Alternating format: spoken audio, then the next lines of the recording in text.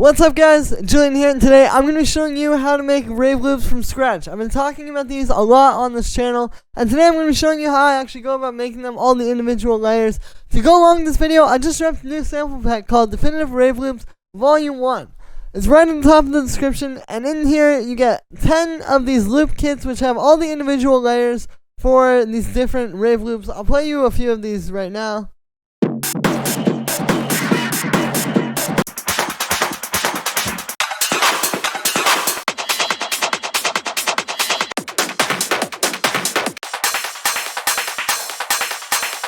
So you can hear it's all super solid stuff, and you get all the individual layers of everything. So you can go and make your own loops out of these, or you can just use them as they are. Plus, it includes these free bonus kick loops.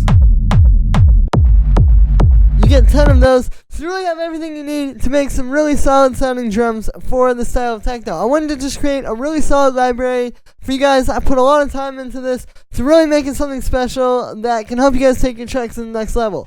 It's not that much, but it really helps support me. Plus, it's going to help support you make your best tracks. You know, this is the best library for this stuff that I've heard on the market right now for this style. Definitely the most current one as well. So, if you want to make your best possible tracks, definitely go to the top of the description. Grab that. It's going to really help support me and help support you as well. Thank you so much, everybody. I don't make a whole lot just off of YouTube, but with these sample packs, I'm able to keep going and bring you guys quality videos every day and helping you bring your tracks to the level that you've always wanted and get them to the place where you've always wanted them to be. Thank you so much for the support, guys, and let's dive in. So, what I have right here, this is actually some of the loops from the pack, and then I've also put a few other things in here, and I'll just play this for you.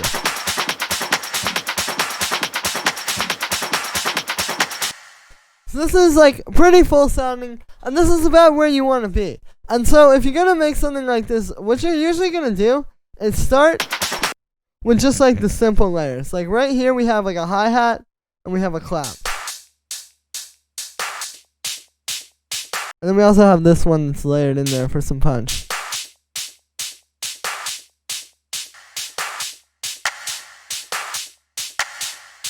Right, so just having that little groove right there, where you have the two hi-hats layered together to be really fat, and then you have these this little call and response rhythm where you have one clap, and then you have the other one that's a little bit different sounding.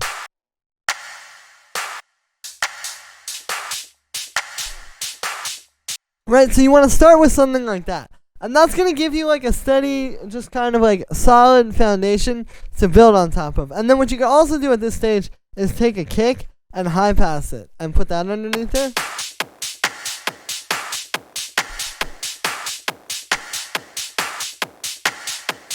Right, and all these on their own, it sounds like, you know, this is the stuff you don't always really notice with these, but you really need this foundation. You know, you can have all your cool little like percussion, but at the end of the day, like, it needs something to sit on top of, and so you really want to start with just this.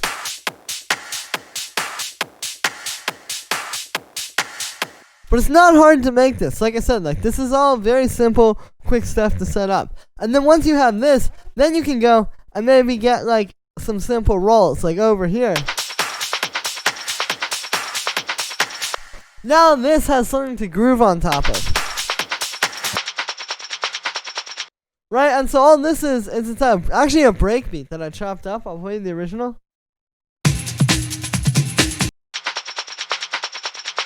Obviously, you can see I did a lot to it to make it different.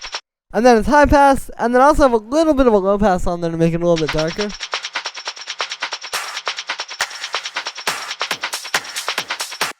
But you can see, because we already have that stuff underneath it, the claps and the kick and the hi-hats, you know, there's so much groove there. If you just start with this, there's not really much like groove in that, you know, and if you try to just drop that underneath your regular drums, it's going to sound weak. So then once we're at this stage,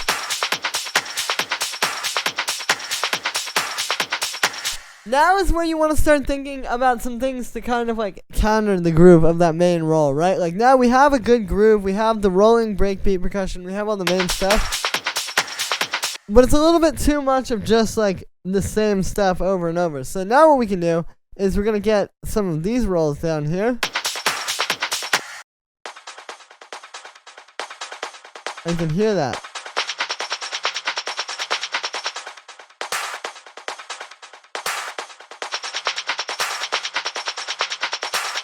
Right, so now that's kind of like doing a little bit of a counter groove to what we already are having with the main rolls.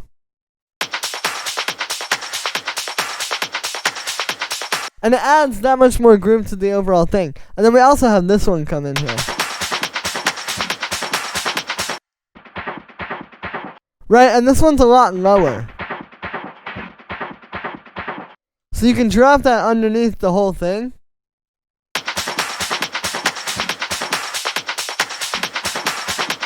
And you see when we turn it off, and then back on again,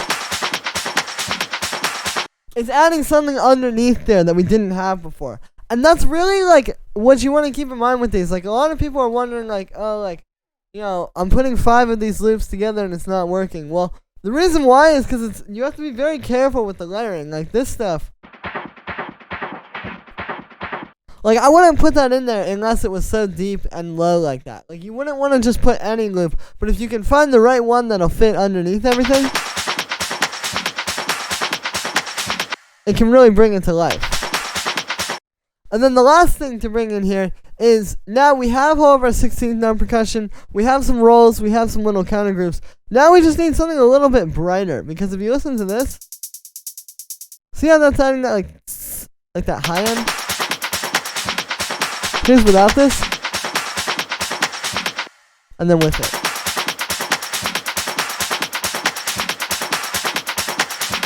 And there we are, that's the last thing, because that's adding a little bit more energy, you know? I talk about this a lot, but the groove of your track is in the low end and the mid-range and the low mids. The energy is in the high end. So if you really want to have that proper, like, powerful groove, you need to have something going in those like really bright like hi-hat ranges.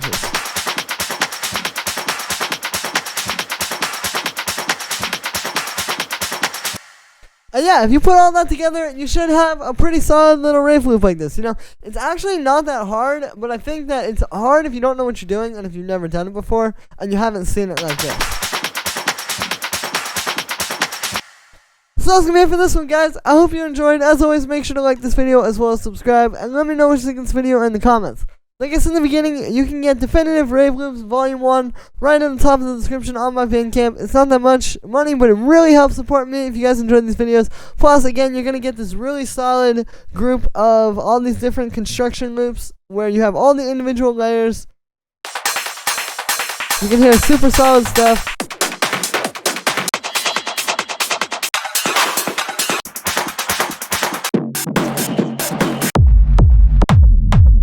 Plus the bonus kick loops. So you really get everything you need to make a really solid techno track and hopefully get on the label of your dreams.